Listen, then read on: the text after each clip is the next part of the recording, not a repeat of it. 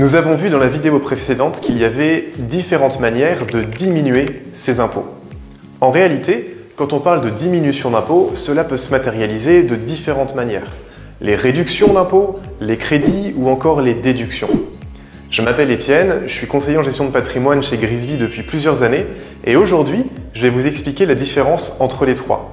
De toute façon, le résultat est le même, alléger votre facture à la fin de l'année.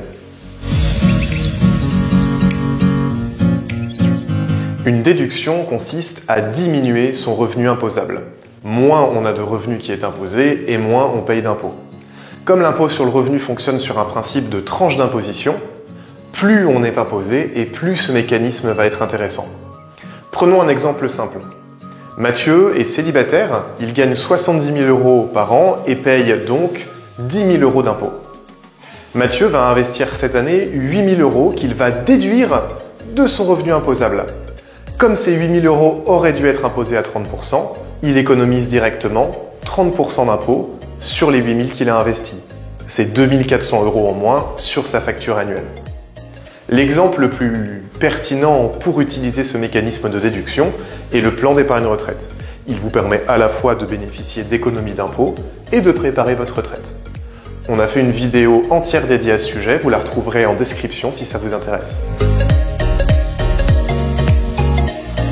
Certains investissements ou dépenses viennent directement réduire l'impôt sur le revenu.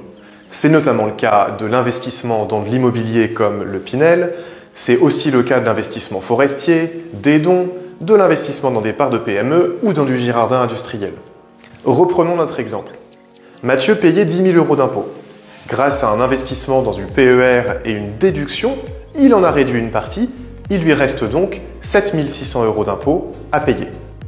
Mathieu souhaite investir à nouveau et va aller investir un ticket de 5 000 € dans du Girardin industriel. Grâce à ce dispositif, il bénéficie de 5 500 € de réduction. À la fin, il ne lui reste plus que 2 100 € d'impôts à payer.